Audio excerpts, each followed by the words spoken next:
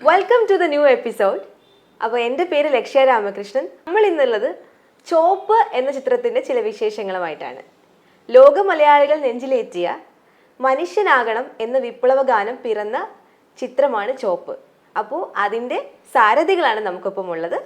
ചോപ്പ് എന്ന ഫിലിമിൻ്റെ director Shri Rahul Kaimala and Shri Sanil Mattannur and Ashvi Prajith. എന്തുകൊണ്ടാണ് സാർ ഈ സിനിമ, ചോപ്പ് എന്ന സിനിമ എന്തുകൊണ്ടാണ് സാർ ചെയ്യാനുണ്ടായ അതിന് ഇൻസ്പിറേഷൻ എന്തായിരുന്നു പറയാമോ? ആദ്യമായിട്ട് പറയാനുള്ളതെന്ന് വെച്ചാൽ എൻ്റെ ഒരു 10-30 വർഷത്തെ ഒരു സ്വപ്നമാണ് ആയിട്ട് സിനിമ. Okay okay okay.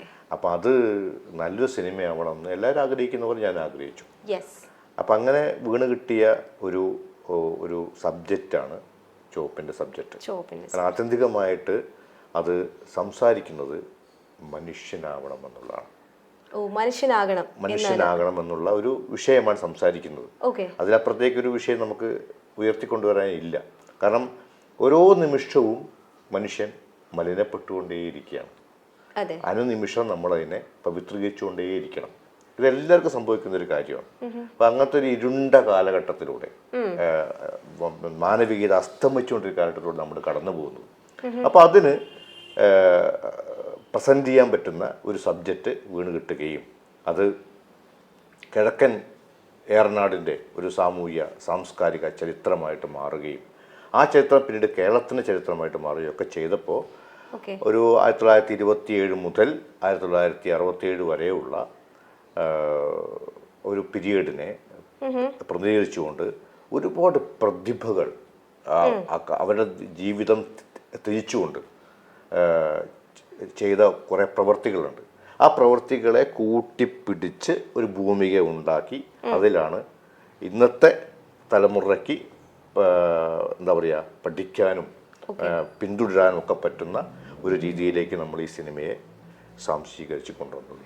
ഒരു മാറ്റം അല്ലേ? മാറ്റം എന്ന് പറയാലോ നമുക്കല്ലേ, ഒരു ചേഞ്ച്. മാറ്റം എന്ന് പറഞ്ഞാൽ മാനവികമായ മാറ്റമാണ് വേണ്ടത്. അല്ലാതെ നമ്മുടെ പെർസ്പെക്റ്റീവിൻ്റെ മൊത്തത്തിൽ നമ്മൾ മാറണം. എന്ന് വെച്ചാൽ നമ്മളെല്ലാം തികഞ്ഞവരല്ല. ഞാൻ നേരത്തെ പറഞ്ഞ പോലെ തന്നെ നമുക്ക് എപ്പോഴും തെറ്റുകൾ സംഭവിക്കാം. തീർച്ചയായിട്ടും ആ തെറ്റുകളിൽ നിന്ന് നമ്മൾ മാറേണ്ടത് എങ്ങനെയാണ് എന്നുള്ളതിൻ്റെ ഒരു പാഠമാണ് മുൻ തലമുറ ചെയ്തു വെച്ച് പോയത്. അപ്പം അവരെ അടയാളപ്പെടുത്തുക എന്ന് പറയുന്ന ഒരു വലിയ ദൗത്യമാണ് ഈ സിനിമ ചെയ്യാനുള്ള. അങ്ങനെയുള്ള കുറച്ച് പേര് നമുക്ക് ഉണ്ടായിരുന്നു. അതിൽ ഇപ്പോഴും ജീവിച്ചിരിക്കുന്ന ഒരു ഇതിഹാസമാണ് നിലമ്പൂർ ആയിഷ എന്ന് പറയുന്നത്. കാരണം സ്വന്തം സമുദായത്തിൽ നിന്ന് പുറത്താക്കി ഭ്രഷ്ട് കൽപ്പിച്ചു. ഒരു പരിധിവരെ മലയാള നാടകവേദിയിൽ ആദ്യത്തെ സ്ത്രീ, ആണുങ്ങൾ മാത്രം പെൺവേഷം കെട്ടിയുന്ന ഒരു കാലത്ത് ധൈര്യപൂർവ്വം വന്നിട്ട് ആദ്യമായിട്ട് അഭിനയിക്കുകയും അതിൻ്റെ പേരിൽ ഊരുവിലക്കും കല്ലേറും വെടിവെപ്പും ഒക്കെ അനുഭവിച്ചിട്ട് ഇപ്പോഴും ജീവിച്ചിരിക്കുന്ന ഒരു ഇതിഹാസം നിലമ്പൂർ ആയിഷയൊക്കെ അടയാളപ്പെടുത്താൻ പറ്റുന്ന സിനിമ ആയതുകൊണ്ടാണ് ഈ സിനിമയിലേക്ക് ഞാൻ എത്തിയത്. നമ്മളുടെ പുതിയ ജനറേഷൻ ഒരു മെസ്സേജ് കൂടെയാണല്ലോ. തീർച്ചയായിട്ടും. എങ്ങനെയാണ് പുതിയ ജനറേഷൻ കഴിഞ്ഞ തലമുറ ഇവിടെ അനുഭവിച്ചത്, ത്യാഗം സഹിച്ചതൊക്കെ അറിയാനും അത് പറ്റുമെങ്കിൽ പകർത്തുകയും ചെയ്താൽ നമ്മൾ നല്ല മനുഷ്യരായിട്ട് ഇനി അങ്ങോട്ട് മുന്നോട്ട് പോകും. ഇപ്പൊ ആയിഷേനെ നമ്മൾ ഇനി മറ്റൊരു മൂവി ചെയ്തോ അതിലൂടെ അറിയാം. പക്ഷെ അവരുടെ യഥാർത്ഥ ചിത്രം, അവരുടെ യഥാർത്ഥ കഥയൊന്നും ആർക്കും അറിയില്ല. എങ്ങനെയാണ്? അതായത് പിന്നെ ഇപ്പം മഞ്ജു വാര്യർ ചെയ്ത ആയിഷ എന്ന് പറയുന്ന ചിത്രം അവര് കലാജീവിതമൊക്കെ അവസാനിപ്പിച്ചിട്ട് അവര് ഹൗസ് മെയ്ഡായിട്ട് പുറത്തേക്ക് ദുബായിലേക്ക് പോയ കഥയാണ് അവർ ചെയ്തിരിക്കുന്നത്. പക്ഷെ അതിനു മുമ്പ് വലിയൊരു പോരാട്ടമുണ്ട് അവരുടെ ലൈഫിന്റെ. അപ്പം അതിന്റെ ഒരു ചെറിയൊരു പെർസ്പെക്റ്റീവാണ് എനിക്ക് ഈ സിനിമയിൽ കൊണ്ടുവരാൻ പറ്റിയിട്ടുള്ളത്. അത് പൂർണ്ണമായിട്ടൊന്നും കൊണ്ടുവരാൻ പറ്റുമെന്ന് ഞാൻ അവകാശപ്പെടില്ല. കാരണം അത് ആർക്കും അത് ചെയ്യാൻ പറ്റില്ല. വിഷ്വലൈസേഷൻ ചെയ്യുന്നതിന്റെ അപ്പുറത്തേക്കാണ് ജീവിതം പോയിരിക്കുന്നത്. അപ്പൊ അതൊന്നും നമുക്ക് അത്രയൊന്നും ഒരു ത്യാഗത്തിൽ നമുക്ക് അവതരിപ്പിക്കാൻ കഴിയില്ല. അങ്ങനെയൊക്കെ കുറച്ച് ആൾക്കാരുണ്ടായിരുന്നു. പക്ഷേ നിലമ്പൂർ ആയിഷ എന്ന് പറയുന്ന പിന്നെ ആ ഒരു എന്താ പറയുക പ്രതിഭയെ കൊണ്ടുവന്നത് വേറൊരു പ്രതിഭയാണ്. അത് ഇ കെ അയമു എന്ന് പറയും. ഇ കെ അയമുവിനെ അവതരിപ്പിച്ചിരിക്കുന്നത് സനിലേട്ടനാണ്. ശ്രീ സനിലേട്ടനാണ് അല്ലേ? അപ്പൊ സനിലേട്ടാ, ഇ കെ അയമുവിനെ പറ്റി ഒന്ന് പറയോ? നമ്മുടെ പ്രേക്ഷകർക്കും കൂടി ഒന്ന് പറഞ്ഞു കൊടുക്കൂ, ആരാണ് E K Ayamu? E K Ayamu എന്ന് പറയുന്നത് മാനു മുഹമ്മദ് ആയിഷയെ പരിചയപ്പെടുത്തിയ, മാനു മുഹമ്മദ് എന്ന് പറയുന്നത് കൃത്യമായിട്ട് ഇ കെ അയമുവിന്റെ മനസാക്ഷി സൂക്ഷിപ്പുകാരനായിരുന്നു. അതുകൊണ്ടാണ് അദ്ദേഹം അവരെ പെങ്ങള് സഹോദരിയെ Okay, ഇ.കെ. അയ്മൂനെ നാടകത്തിൽ അഭിനയിപ്പിക്കാൻ തയ്യാറായത്. കാരണം അത്ര അവർ വളരെ അടുത്ത സുഹൃത്തുക്കളായിരുന്നു. ഓ ഇ.കെ. അയ്മൂന്റെ നാടകം വിജയിക്കുക എന്നുള്ളത് മാനു മുഹമ്മദിന്റെ സ്വപ്നമാണ്. സ്വപ്നമായിരുന്നു അല്ലേ? അപ്പൊ അതിനുവേണ്ടി അന്നത്തെ കാലത്ത് പെൺവേഷം കെട്ടിയ ആണുങ്ങളായിരുന്നു. അപ്പൊ അതിനൊരു മാറ്റം വേണം. EMS ആണ് ആദ്യമായിട്ട് പറഞ്ഞത് ഇവരെ നാടകം കേട്ടപ്പോൾ. ഓക്കെ ആ ഈ ആണുങ്ങള് പെണ്ണുങ്ങളെ തന്നെ കൊണ്ടുവന്നത് നമ്മൾ മാറ്റത്തിന് വേണ്ടി ശ്രമിക്കുന്ന കാലഘട്ടം അതാണല്ലോ അത്. തീർച്ചയായും. അങ്ങനെ അന്ന് മുസ്ലിം സമുദായത്തിന് ഒരു ഉടേടി വന്നതാണ് ഇവർ. അതിനുവേണ്ടി ഇ.കെ. അയ്മു അനുഭവിച്ച ത്യാഗങ്ങൾ ഒരുപാടാണ്. നമ്മൾ യഥാർത്ഥത്തിൽ ഞാനും രാഹുൽ ഭായിയും ഒക്കെ ഇവരെ ഒരു ഒരു ട്രസ്റ്റ് രൂപീകരിച്ചു, അയ്മു ട്രസ്റ്റ് നിലമ്പൂർ. അതിൻ്റെ ഉദ്ഘാടന പരിപാടിയിലേക്ക് ഞങ്ങൾ എത്തുമ്പോഴാണ് ഈ ഒരു അതിപ്രതിഭയെ കേൾക്കുന്നത്.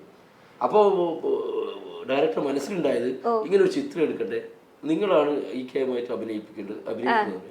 അപ്പൊ ഞാൻ പെട്ടെന്ന് മടിച്ചു. ഞാൻ ചെറിയ സിനിമകളിലൊക്കെ അഭിനയിച്ചിട്ടുണ്ടെങ്കിലും അതുപോലെ ഒരു അധികായകൻ അഭിനയിപ്പിക്കുക എന്നുള്ള റിസ്ക് ആയിട്ട് എനിക്ക് തോന്നി. അപ്പൊ ഞാനത് ആദ്യമായിട്ട് ഇ.കെ. അയ്മു എന്ന് പറഞ്ഞ ക്യാരക്ടർ നിങ്ങളാണ് ചെയ്യാൻ പോകുന്നത്. അപ്പൊ ചേട്ടനോട് പറയാണ് നമ്മുടെ രാഹുൽ സർ പറയുമ്പോ അപ്പൊ ഒരു ഇതുണ്ടാവില്ലേ, ഞാനാണല്ലോ ചെയ്യാൻ പോകുന്നത്. അതിനൊരു കാരണം കൂടിയുണ്ട്. കാരണം എന്ന് വെച്ചാൽ ഇ.കെ. അയ്മു എന്ന് പറയുന്ന വ്യക്തിയുടെ ഒരൊറ്റ ചിത്രമേ നമുക്ക് കിട്ടിയിട്ടുള്ളൂ. അത് തന്നെ ഒറ്റ ചിത്രമുള്ളൂ, വേറെ ഒരു ചിത്രമില്ല. ആ ചിത്രം ഞാൻ കണ്ടപ്പോൾ എന്റെ മനസ്സിൽ പെട്ടെന്ന് ഓടി വന്ന അതേ റിസംബ്ലൻസ് ആണ് ഈ മനുഷ്യൻ. അതെല്ലേ, ആ ക്യാരക്ടർ എക്സാക്ട് ഇങ്ങനെ കാണുമായിരുന്നു അല്ലേ, അതേ രൂപമാണ്. അതുകൊണ്ടാണ് പിന്നീട് ഞാൻ ഉറപ്പുവരുത്തത് നിലമ്പൂർ ആയിഷയെ കാണാൻ ഞങ്ങൾ പോകുന്നു. അപ്പൊ നിലമ്പൂർ ആയിഷ പറയുന്നു ഇത് മാനു മുഹമ്മദ് അല്ല ഇ.കെ. അയ്മൂനെ പോലെ തന്നെ ഉണ്ടല്ലോ ഇദ്ദേഹത്തെ കാണാന്ന് പറയുന്നു. അപ്പൊ ഞാൻ അതിലേക്ക് ഒന്നും കൂടി വന്നു. പിന്നീട് ഞങ്ങൾ പഴയ ഒരു ട്രാൻസ്പോർട്ട് മിനിസ്റ്റർ ഉണ്ട് കേരളത്തിൽ അറിയപ്പെടുന്ന ഇമ്പിച്ചു ബാബ. അപ്പൊ ഇമ്പിച്ചു ബാബ ഇതിലൊരു കഥാപാത്രമാണ്. അപ്പൊ ഇമ്പിച്ചു ബാബന്റെ സാദൃശ്യം അവരൊരു മകനുണ്ട്, അവരിൽ അഭിനയിക്കുന്നുണ്ട്. ഞങ്ങൾ ഇതിനെ ഈ സമാന്തരങ്ങളെ ജീവിച്ചിരുന്ന ആളുകളാണ്. അതിന് കണക്കായ ആർട്ടിസ്റ്റുകളെ തേടിയില്ലേ പ്രയാണാണ് ഡയറക്ടർ. അങ്ങനെ ഓരോരാളെ അദ്ദേഹം കണ്ടെത്തിക്കൊണ്ടിരിക്കുക. അപ്പൊ ഇമ്പിച്ചു ബാബന്റെ വീട്ടിലേക്ക് ഞങ്ങൾ ചെന്നു. ഇമ്പിച്ചു ബാബന്റെ ഒരു മകൻ ഏകദേശം ഇമ്പിച്ചു ബാബയുടെ സാമ്യോട് കിട്ടി. അവരോട് സംസാരിക്കുമ്പോൾ ഇമ്പിച്ചു ബാബയുടെ ഭാര്യ അകത്ത് നിന്ന് വന്നു. അത് അവര് ജീവിച്ചിരിപ്പുണ്ട്. അവര് പറഞ്ഞു, അവരും പറഞ്ഞു ഇത് അയ്മുക്കാരെ പോലത്തെ ഒരാൾ വന്നിരിക്കുന്നല്ലോ. ഈ സിനിമയെ പറ്റി പറയുന്ന അവർ ശ്രദ്ധിച്ചപ്പോൾ അവർ അയ്മുക്കാരെ പോലത്തെ ഒരാളുണ്ടല്ലോ നിങ്ങൾ. തീരുമാനം എടുത്തു എന്റെ ശരീരത്തെ അതിന് പാകപ്പെടുത്തി എടുക്കും. ഞാൻ കുറെ കൂടി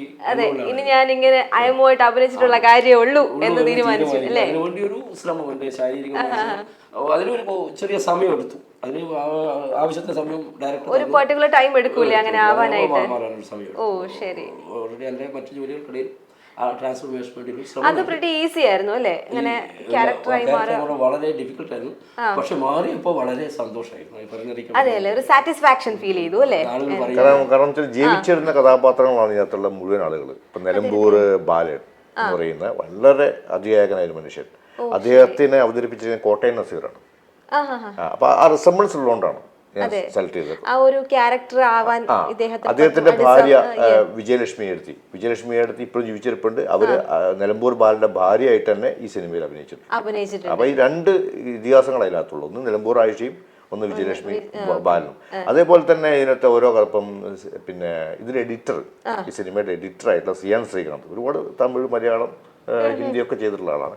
അദ്ദേഹമാണ് ഇതിനകത്ത് വേറെ കഥാപാത്രം അവതരിപ്പിച്ചിരിക്കുന്നത്. അതായത് ഡോക്ടർ ഉസ്മാൻ എന്ന് പറഞ്ഞ കഥാപാത്രം.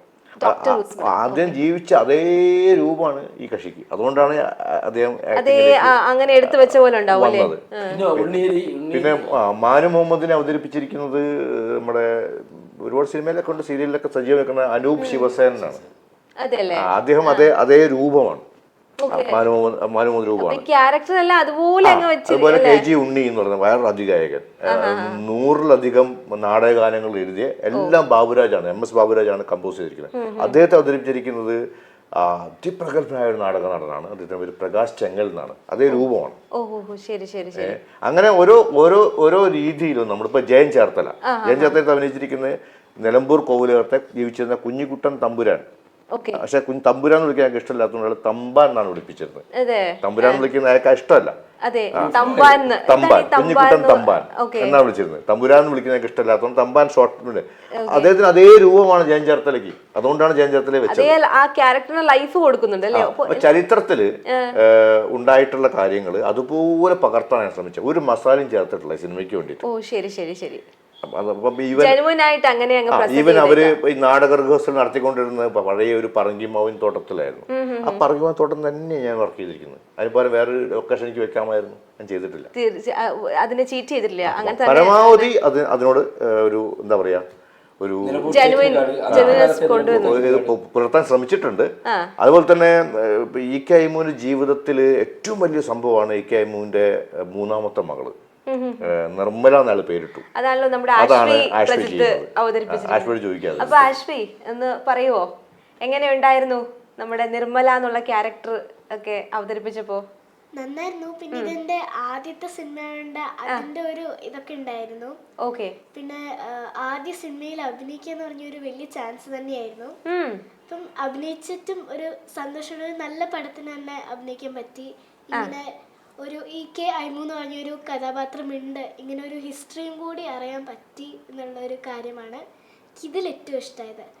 എനിക്ക് ഈ ഒരു ചാൻസ് കിട്ടിയത് നല്ല സന്തോഷമുണ്ട് അല്ലേ?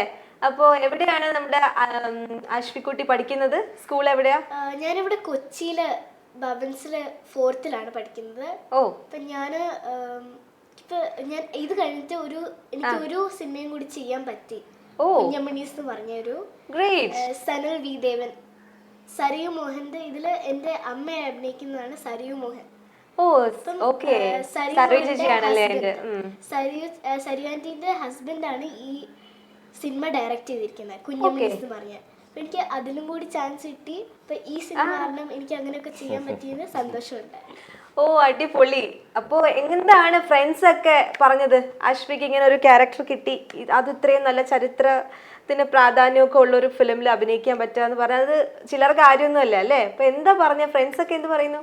ഫ്രണ്ട്സിനും എല്ലാവർക്കും ഒരു സന്തോഷമായിരുന്നു, ക്ലാസ്സിൽ ഇങ്ങനെ ഒരാളുണ്ട് എന്നൊക്കെ പറയുമ്പോ. ഈ സിനിമയുടെ കഥയും സംഭാഷണവും എഴുതിയിരിക്കുന്നത് എൻ്റെ അച്ഛനാണ്. വിഷം കേഴാത്ത് എന്നാണ് പേര്. പുള്ളി ബേസിക്കലി കെമിക്കൽ എഞ്ചിനീയർ ആയിരുന്നു മാവൂർ ഗോൾഡ് റൈൻസിൽ.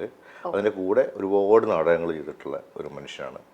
എൻ്റെ കുട്ടിക്കാലം അച്ഛൻ്റെ നാടകങ്ങൾ കണ്ടാണ് ഞാൻ വളർന്നിട്ടുള്ളത്.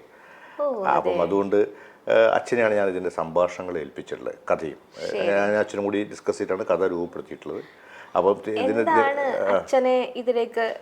അതിൻ്റെ പ്രധാന കാര്യം എന്ന് വെച്ചാൽ ഈ പഴയ കാലത്തെ ഒരു കഥയാണ് നമ്മൾ പറയുന്നത്. 50കളുടെ ഒരു പീരീഡ് ആയതുകൊണ്ട് ആ പീരീഡിൽ ഉപയോഗിച്ചിരുന്ന സംസാര ഭാഷയിൽ ഉപയോഗിച്ചിരുന്ന വാക്കുകൾ എനിക്ക് അന്യമാണ്. ഞാനത് അത്ര എനിക്ക് പരിചയമില്ല. കാരണം ഈ ഡയലക്ട്സ് എന്ന് പറയും നമ്മൾ, ഈ ഭാഷാഭേദങ്ങൾ, ഡയലക്ട്സ്. അപ്പം അത് വെച്ചാൽ ഇപ്പം ഇത് കിഴക്കൻ ഏറനാടിൻ്റെ ഒരു കഥയായതുകൊണ്ട് കിഴക്കൻ ഏറനാട്ടിൽ ഉപയോഗിച്ചിരുന്ന ഒരു ഭാഷയുണ്ട്. ഇപ്പം നമ്മളിപ്പോൾ ട്രിവാൻഡ്രത്ത് സംസാരിക്കുന്ന പോലെയല്ല കോഴിക്കോട്ട് സംസാരിക്കുന്നത്. സ്ലാങ്സ് അതാണ് ഡയലക്റ്റ് എന്ന് പറയുന്നത്, ഭാഷാഭേദങ്ങൾ. അപ്പം അത് കൃത്യമായിട്ട് കീപ്പ് ചെയ്യേണ്ട ഒരു സിനിമയാണിത്. അപ്പം അതുകൊണ്ട് ആ ഭാഷ അറിയുകയും ആ ഭാഷയിലെ പഴയ കാലത്തെ വാക്കുകൾ അറിയുകയും ചെയ്യുന്ന ഒരാളെന്ന നിലയ്ക്കാണ് അച്ഛനെ ഞാൻ ഇതിന്റെ സംഭാഷണം എഴുതാൻ വേണ്ടിയിട്ട് ഏൽപ്പിക്കുന്നത്. അതെല്ലേ, ഞാൻ അങ്ങനെ വിചാരിച്ച് ചോദിക്കണം എന്നാണ്. അച്ഛനെ എന്തുകൊണ്ട് ഒരു കാരണം ഉണ്ടാവുമല്ലോ. അതുകൊണ്ട് അല്ല, അച്ഛനായതുകൊണ്ടല്ല. പിന്നെ രണ്ടാമത്തെ കാര്യം എന്ന് വെച്ചാൽ ഇതിനകത്ത് ഒരു പ്രധാനപ്പെട്ട ഒരു പാട്ടുണ്ട്, ഈ കഥ പറയുന്ന ഒരു പാട്ടുണ്ട്. ആ പാട്ട് എഴുതിയിരിക്കുന്നത് അച്ഛൻ തന്നെയാണ്. അതുപോലെ തന്നെ വളരെ മനോഹരമായ പാട്ടുകൾ ഈ സിനിമയിലുണ്ടെന്ന്. അതെ. MS ബാബുരാജ് എന്ന് പറയുന്ന അതിഗായകനായിട്ട് സംഗീതജ്ഞൻ ഈ ഇ.കെ. അയ്മൂവിൻ്റെ കല്യാണത്തിൽ അന്ന് വരികയും അങ്ങനെ പാടിയ ഒരു പാട്ടാണ്. ആ പാട്ട് നമ്മുടെ കയ്യിലില്ല, പക്ഷെ അതുകൊണ്ട് നമ്മൾ ആ പാട്ട് റീക്രിയേറ്റ് ചെയ്തു. പിന്നെ വേറൊരു കാര്യം സന്തോഷം ഉള്ളതെന്ന് വെച്ചാൽ കഴിഞ്ഞ വർഷത്തെ പിന്നെ സംസ്ഥാന കലോത്സവത്തിൽ മിമിക്രിക്ക് സ്റ്റേറ്റ് വിന്നറായിരുന്നു എൻ്റെ മോള്. അവളുടെ പേര് നിള എന്നാണ്. അവളാണ് ഇ.കെ. അയ്മൂവിൻ്റെ മൂത്ത മകളെ ആയിഷയെ അവതരിപ്പിച്ചിരിക്കുന്നത് ഈ സിനിമയിൽ. അതെല്ലേ? അപ്പൊ നിള ഒരു എന്താണ് ഒരു എന്തൊക്കെയാലും കലാകാരന്റെ മോളാകുമ്പോ കലാകാരി ആയിരിക്കണമല്ലോ. അതെ. അപ്പൊ അങ്ങനെയൊക്കെയുള്ള എന്താ പറയാ കൊച്ചു സന്തോഷങ്ങൾ ഈ സിനിമയുടെ ഭാഗമായിട്ട് എന്റെ കൂടെ ഉണ്ട്. അപ്പൊ ഒരുപാട് നമുക്ക് അതെ നമ്മളുടെ നിളയുടെ അല്ലല്ല, അത് പുള്ളി പറഞ്ഞ് ഞാൻ എന്റെ കൂടെ ചില എഴുത്ത് പരിപാടി ഉണ്ട്. അപ്പൊ എന്റെ പുസ്തകങ്ങൾ ഇപ്പൊ ചെറുകഥ സമാഹാരമൊക്കെ അടുത്തുള്ള ഇറങ്ങിയിട്ടുണ്ട്. അത് വയലറ്റ് എന്നാണ് അതിന്റെ പേര്. പുസ്തകത്തിന്റെ പേര്. അത് പിന്നെ ഷാർജ ഇന്റർനാഷണൽ ബുക്ക് ഫെയറിലാണ് അത് പ്രകാശനം ചെയ്തത്. ഓൾറെഡി ചെയ്ത് കഴിഞ്ഞതാണ്.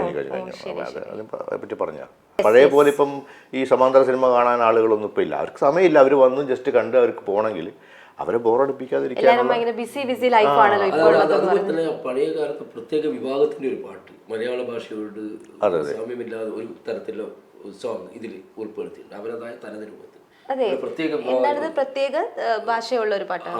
അതായത് മലയാളത്തിൽ നേരത്തെ പറഞ്ഞ ഈ ഭാഷാഭേദങ്ങളായിട്ട് ബന്ധപ്പെട്ടിട്ടുള്ള ഇപ്പൊ പ്രത്യേക ഏറനാടൻ, പിന്നെ ഏറനാടൻ എന്ന് പറയുന്നത് മലബാറിന്റെ ഒരു പരിച്ഛേദമാണ്. അവിടെ ഉപയോഗിച്ചിരുന്ന വാക്കുകളും ഇതൊക്കെ വെച്ചിട്ടുള്ള ആ ഒരു താളം ഒക്കെ വെച്ചിട്ടുള്ള പണ്ട് MS ബാബുരാജൊക്കെ ചെയ്ത പോലെയുള്ള ഒരു എന്താ പറയാ ഹിന്ദുസ്ഥാനി കൂടി മിക്സ് ചെയ്തിട്ടുള്ള ഒരു സംഗതികളൊക്കെയാണ് ഈ പാട്ടുകളിൽ ചില പാട്ടുകളിലൊക്കെ ഉള്ളത്. അതിന്റെ വാക്കുകൾ, വരികൾ എല്ലാവരും ആ ഒരു പാട്ട് കേൾക്കാനായിട്ട് ഇങ്ങനെ വെയിറ്റ് ചെയ്യണം. നമുക്കത് പാട്ടിറങ്ങുമ്പോൾ അറിയാലോ, നമുക്ക് ഉടനെ തന്നെ ആ പാട്ടുകൾ ഓരോന്നായിട്ട് പുറത്തേക്ക് വരും. തീർച്ചയായും ഞങ്ങൾ എല്ലാവരും വെയിറ്റ് ചെയ്യണം കേട്ടോ ആ പാട്ടുകളൊക്കെ കേൾക്കാനായിട്ട്. അതൊക്കെ കേൾക്കുമ്പോഴെന്ന് വെച്ചാൽ പഴയ കാലം വീണ്ടും കുറെ ആൾക്കാർക്ക് തിരിച്ചു വരികയാണ് അല്ലേ? അതെ, വല്ലാത്തൊരു ജീവിതമായിരുന്നു ആ കാലം എന്നൊക്കെ പറയുന്നത്. ഒന്നിനും സ്വാതന്ത്ര്യമില്ല, എല്ലാം ഇരുളടഞ്ഞൊരു കാലം. അപ്പൊ അവിടെ നിന്നൊക്കെ നമ്മൾ പടവെട്ടി പോരാടി. ഇപ്പം ഒരു ഉദാഹരണം പറയുകയാണെങ്കിൽ മനുഷ്യനെങ്ങനെ അകറ്റി നിർത്തുന്ന ഒരു കാലം ഉണ്ടായിരുന്നു, പല തട്ടുകളായിട്ട്. ഈ ഇന്ന ജാതിയുള്ള ആള് ഇത്ര അടി മാറി നിൽക്കണം എന്നൊക്കെ പറഞ്ഞ് വഴി നടക്കാൻ പറ്റില്ല. അങ്ങനെയാണ് മാറുമറയ്ക്കൽ സമരം, പിന്നെ അങ്ങനെ ഒരുപാടുണ്ടായത്. മാറി മറയ്ക്കാൻ വേണ്ടിയിട്ട് മുലക്കലം ചുമത്തിയൊരു നാടാണത് കേരളം. അവിടെ നിന്നാണ് നമ്മൾ കയറി വന്നത്.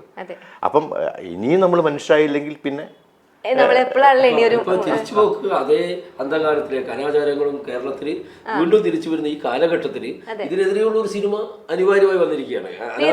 അതുകൊണ്ടാണ് ഈ പുരോഗമന കേരളത്തിലെ രാഷ്ട്രീയത്തിനപ്പുറത്തേക്ക് ഈ പുരോഗമനവാദികളായ കലാകാരന്മാരും ഇവരൊക്കെ ഇതിൽ നമ്മളെ കൂടെ സഹകരിച്ചിട്ടുണ്ട്. പുരോഗമനം എന്ന് പറയുന്നതിലും വേറൊരു വാക്ക് ഞാൻ ഉപയോഗിക്കാൻ ഈ സിനിമ ഇഷ്ടപ്പെടുന്നത് പുനർനവം എന്നാണ്. പുനർനവം, അതായത് നമ്മൾ വീണ്ടും നമ്മൾ പിന്നെ ഫിൽട്ടർ ചെയ്ത് നവീകരിച്ചുകൊണ്ടിരിക്കുക. യെസ്, ഓക്കെ, ഇറ്റ്സ് ഹാപ്പനിങ് ആ ഒരു ഫിൽട്രേഷൻ അല്ലേ? അപ്പോൾ സാർ, എനിക്ക് ചോദിക്കാനുള്ളത്, മനുഷ്യനാകണം എന്ന ഒരു ഫേമസ് നമ്മുടെ മുരുകൻ കട്ടക്കട സാറിന്റെ ഒരു പാട്ട് ഈ സിനിമയിലുണ്ടല്ലോ, അപ്പൊ അതിനെ പറ്റി ഒന്ന് പറയാമോ? അതെന്ന് വെച്ചാലേ, നമ്മൾ ഈ സിനിമ ഈ ഇക്കൈമുവിന്റെ ഈ കഥ ആലോചിക്കുമ്പോൾ തന്നെ അതിൻ്റെ അകത്ത് അയാൾ ചെയ്ത നാടകത്തിന്റെ പേരാണ് ഇജ്ജ് നല്ലൊരു മനുഷ്യനാവാൻ നോക്ക്. ഇജ്ജ് നല്ലൊരു മനുഷ്യനാവാം. അപ്പം അതിനെ ബേസ് ചെയ്തിട്ട് ഞാൻ മുരുകൻജിയായിട്ട് സംസാരിച്ചിട്ട് ഞാൻ പറഞ്ഞു, നമുക്ക് ആ ഒരു സോള് വെച്ചിട്ട് സാധനം വേണം. അങ്ങനെയാണ് മനുഷ്യനാവണം എന്നുള്ള പുള്ളി ഒരു 26 വരി പുള്ളി എനിക്ക് എഴുതി അയച്ചു തന്നു. അതിനകത്ത് ഞാൻ സെലക്ട് ചെയ്ത 16 വരിയാണ് കമ്പോസ് ചെയ്യുന്നത്. കമ്പോസ് ചെയ്ത് കഴിഞ്ഞ് നമ്മളത് റെക്കോർഡ് ചെയ്ത് കഴിഞ്ഞു. അത് ഫസ്റ്റ് കേരളത്തിൻ്റെ ഇപ്പോഴത്തെ മുഖ്യമന്ത്രി പിണറായി വിജയൻ സഖാവ് ഉദ്ഘാടനം ചെയ്തുകൊണ്ടാണ് ഈ പാട്ട് നമ്മൾ റിലീസ് ചെയ്യുന്നത്. അന്ന് ഷൂട്ടിംഗ് തുടങ്ങുന്നതിന് മുമ്പാണ്. അതായത് ഈ ചോപ്പ് എന്ന് പറയുന്ന ഈ സിനിമയുടെ ടൈറ്റിൽ ലോഞ്ചിങ്ങും പ്ലസ് ഈ പാട്ടിൻ്റെ ഓഡിയോ റിലീസും കൂടി ഒരുമിച്ചായിരുന്നു. അപ്പം അന്ന് നമ്മളത് അവിടെ അപ്ലൈ ചെയ്തു. അത് കഴിഞ്ഞിട്ട് ശേഷം ഇതിനകത്ത് ഈ മത ആളുകളുടെയൊക്കെ ഭയങ്കര ഭീഷണിയൊക്കെ വന്നു. അദ്ദേഹത്തിന് അതിന് വധഭീഷണി വന്നു ഈ പാട്ട് എഴുതിയതിൻ്റെ പേരിൽ. അതൊക്കെ വന്നു. അതൊക്കെ കഴിഞ്ഞതിന് ശേഷമാണ് നമ്മൾ ഈ പാട്ട് നമ്മൾ ഓഡിയൻസിന് കൊടുക്കുന്നത്, പുറത്തേക്ക് പബ്ലിക്കിലേക്ക് പോകുന്നത്. അതാണ് ആ പാട്ടിന്റെ ഒരു ചരിത്രം. ചുവപ്പ് രാശിയിൽ പിറന്ന സൂര്യ തേജസ് എന്നാണ് ഈ അയ്മൂരെ പറ്റും. അതായത് മറ്റുള്ളവർക്കായി സ്വയം കത്തി എരിഞ്ഞാണെന്ന് മറ്റേ ONV പറഞ്ഞ പോലെ അതുപോലെ ഒരാളാണ്. റേഷൻ കട നടത്തിയിട്ട് അവിടുത്തെ സാധനങ്ങൾ മുഴുവൻ പബ്ലിക്കിന് കൊടുത്തുകൊണ്ട് പാപ്പരാകുന്നതാണ്. അതായത് രണ്ടാം ലോക മഹായുദ്ധം സൃഷ്ടിച്ച പട്ടിണിയെ മറികടക്കാൻ വേണ്ടിയിട്ട് റേഷൻ കട തുടങ്ങിയ ആളാണ് ഇയാൾ. എന്നിട്ട് എന്താ പോയി, അതിന് പൈസ ഇല്ല, അപ്പൊ എല്ലാം സൗജന്യമായിട്ട് കൊടുത്തു. അങ്ങനെ അയാൾ പാപ്പരായി. അതെ, മറ്റുള്ളവർക്ക് വേണ്ടിയിട്ട് അല്ലേ? അതാണല്ലോ നമ്മുടെ പട്ടിണി വലിയൊരു വിഷയമായിരുന്നു പണ്ട്. ഇപ്പോഴത്തെ പോലെ അല്ല, ഭയങ്കര വിഷയമായിരുന്നു. പട്ടിണി മരണങ്ങൾ ഭയങ്കരമായിട്ടുണ്ടായിരുന്നു. പ്രത്യേകിച്ച് ഈ രണ്ടാം ലോക മഹായുദ്ധം കഴിഞ്ഞപ്പോ വല്ലാത്തൊരു അവസ്ഥയായിരുന്നു. ഇപ്പൊ കൊറോണ ഒക്കെ വന്നപ്പോ നമ്മൾ ഫുൾ സ്റ്റക്കായില്ലേ എന്ന് പറഞ്ഞ പോലെ ഒരു കാലം ഉണ്ടായിരുന്നു. കൊറോണയെക്കാളും ഭയങ്കര. അതുപോലെ തന്നെ വസൂരി എന്ന് പറയുന്ന പഴയ കാലത്ത് ഭയങ്കര അസുഖമായിരുന്നു. വസൂരി അത് ട്രീറ്റബിൾ അല്ല. വസൂരി പിടിച്ചാൽ നേരെ കൊണ്ടുപോയിട്ട് ഏതെങ്കിലും ഒരു പിന്നെ പൊട്ടക്കിണറ്റി കൊണ്ട് ഇടുക, കാരണം മറ്റുള്ളവർക്ക് പകരും. അങ്ങനെ വസൂരി പിടിപെട്ട രോഗികളെ സ്വന്തം വീട്ടിൽ ട്രീറ്റ് ചെയ്തിട്ട് ആളാണ് ഈ പറഞ്ഞ ഇക്കയാമു. അയാളും ഭാര്യയും കൂടി ചേർന്ന് ട്രീറ്റ് ചെയ്തു. എന്നിട്ട് ഇത് എവിടെയും കൊണ്ടിടാൻ പാടില്ല, ഇത് പള്ളിയിൽ തന്നെ അടക്കണം എന്ന് പറഞ്ഞിട്ട് അയാൾ സമരം ചെയ്യുക. അല്ലെങ്കിൽ ഞാൻ അങ്ങനെ അവരെ കൊണ്ട് പള്ളി കമ്മിറ്റി കൊണ്ട് അടക്കിപ്പിച്ച ആളാണ് അയാള്. ഒരു പോർഷൻ മാത്രമേ ഇതാവുന്നു. ഈ ഒരു സിനിമയൊന്നും പോരാ അയാളെ പറ്റി ഏറ്റവും അവസാനത്തെ ശ്രമം എന്ന് പറയുന്നത് ഖുർആൻ പുനർവ്യാഖ്യാനം ചെയ്യായിരുന്നു. ഖുർആന്റെ മാനുഷിക മൂല്യങ്ങൾ മാത്രം എടുത്തുകൊണ്ട് ഖുർആൻ പുനർവ്യാഖ്യാനം ചെയ്യുന്നു ഏറ്റവും അവസാനം. ഈ ശങ്കരപ്പിള്ള സാറിന്റെ നേതൃത്വത്തിൽ അന്ന് ഈ നാടക ചരിത്രം പ്രസിദ്ധീകരിച്ചപ്പോൾ അതിനകത്ത് ഈ കെയമില്ല. ഈ കെയമു വളരെ ചെറിയൊരു പേരിലേ ഉള്ളൂ. അപ്പൊ അതൊക്കെയാണ് സങ്കടം വന്നത്. അതൊക്കെയാണ് ഞാൻ ഇതിനെ വീണ്ടും കൊണ്ടുവരണം അടയാളപ്പെടുത്തണമെന്ന് ആഗ്രഹിച്ചത്. നിങ്ങൾ തന്നെ കമ്മ്യൂണിസ്റ്റ് ആക്കി എന്ന നാടകം പാർട്ടി കോൺഗ്രസിൽ കളിച്ചപ്പോൾ അതിനൊപ്പം മത്സരിച്ചിട്ട് ഒന്നാമത് പ്രൈസ് കിട്ടി നല്ല മനുഷ്യനാണ്. നിങ്ങൾ തന്നെ കമ്മ്യൂണിസ്റ്റ് ആക്കി എന്ന നാടകത്തോടും ബ്രേക്ക് ചെയ്ത് ആയിഷാത്തൊക്കെ ഇവർക്ക് അവാർഡെന്ന് കാലത്ത് കിട്ടിയിട്ടുണ്ട്. അപ്പൊ അതിന്റെ ഒരു പ്രസക്തി നോക്കണം. അത് മാത്രമല്ല 8ാം ക്ലാസ് വരെ മാത്രം പഠിച്ച ഒരാളാണ് ഇയാള്. മുമ്പ് നാടകം എഴുതി പരിചയമില്ല ഇയാൾക്ക്.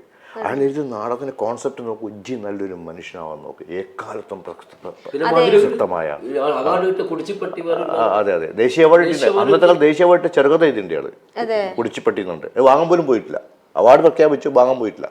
ഓക്കെ, അദ്ദേഹം ആ റെക്കഗ്നീഷൻ ഒരു പക്ഷെ ആഗ്രഹിക്കുന്നുണ്ടാവും.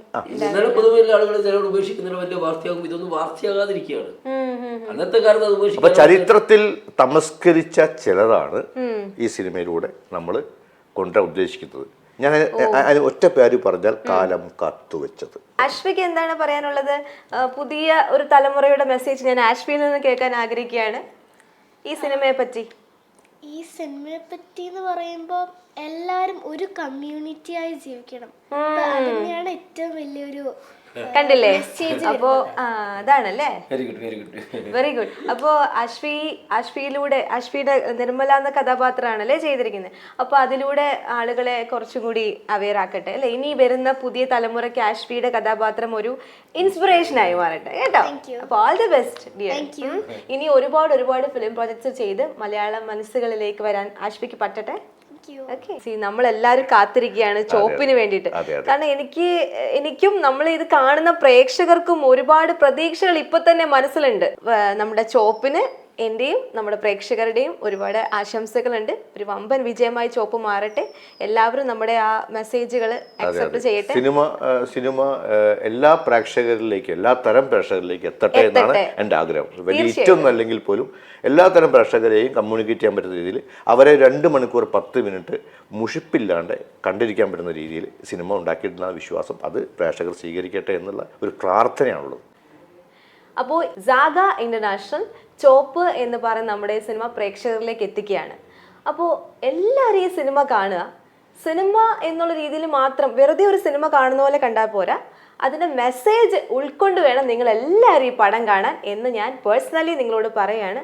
ബിക്കോസ് അത്രയ്ക്കും നല്ല ഒരു മെസ്സേജാണ് ഈ സിനിമയിലൂടെ നമ്മൾ കൺവേ ചെയ്യുന്നത്. സോ എല്ലാവരും സിനിമ കാണുക. അപ്പോൾ this is Lakshya Ramakrishnan signing off. അടുത്തൊരു ടോപ്പിക്കും അടുത്ത പടവുമായിട്ട് അടുത്ത എപ്പിസോഡിൽ നമുക്ക് വീണ്ടും കാണാം. ബൈ.